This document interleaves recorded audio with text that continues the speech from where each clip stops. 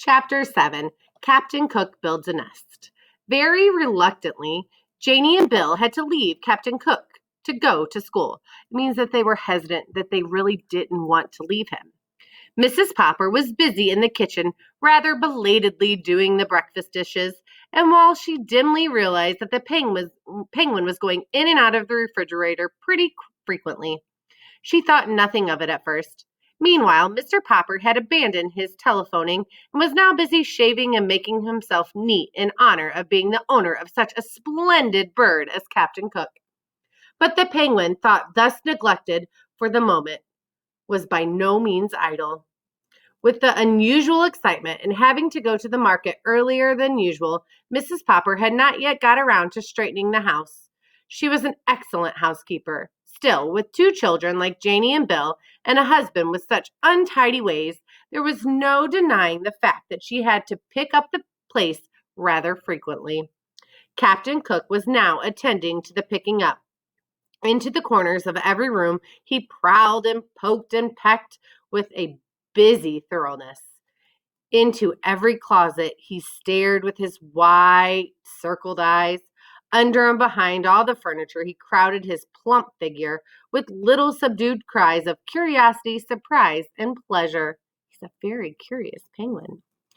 And each time he found what he seemed to be looking for, he picked it up in the black end of his red beak and carried it, waddling proudly on his wide pink feet, into the kitchen and into the icebox.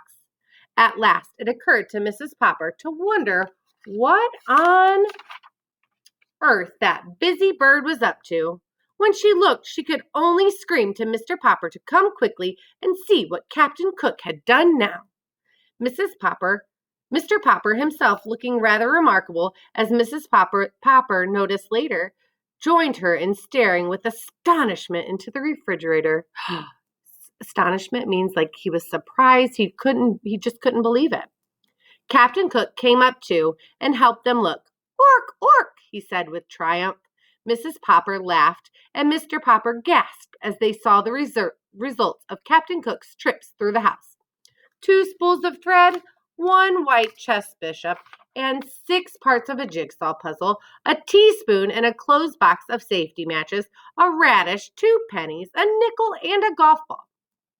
2 pencil stubs, 1 bent playing card, and a small ashtray, 5 hairpins, an olive, 2 dominoes, and a sock, a nail file, 4 buttons of various sizes, a telephone slug, 7 marbles, and a tiny doll's chair, 5 checker pieces, a bit of graham cracker, a Parcheesi cup, and an eraser, a door key, a button hook, and a crumbled piece of tinfoil, half of a very old lemon, the head of a china doll, Mr. Popper's pipe, and a ginger ale cap, and an ink cork, 2 screws, and a belt buckle, 6 beads from a child's necklace, 5 building blocks, a darning egg, a bone, a small harmonica, and a partly consumed lollipop, 2 toothpaste lids, and a small red notebook.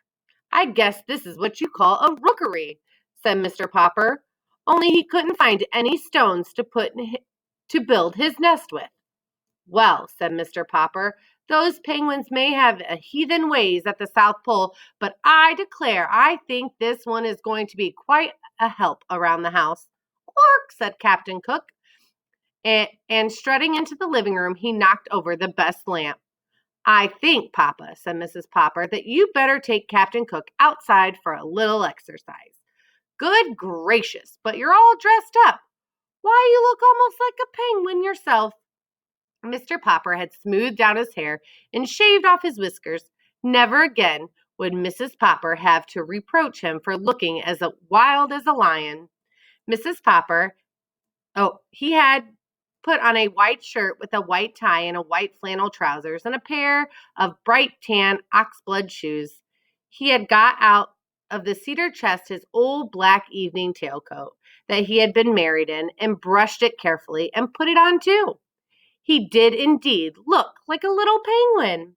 He turned and strutted like one now for Mrs. Popper, but he did not forget his duty to Captain Cook. "Can I have a few yards of clothesline, please, Mamma?" said Mr. Popper.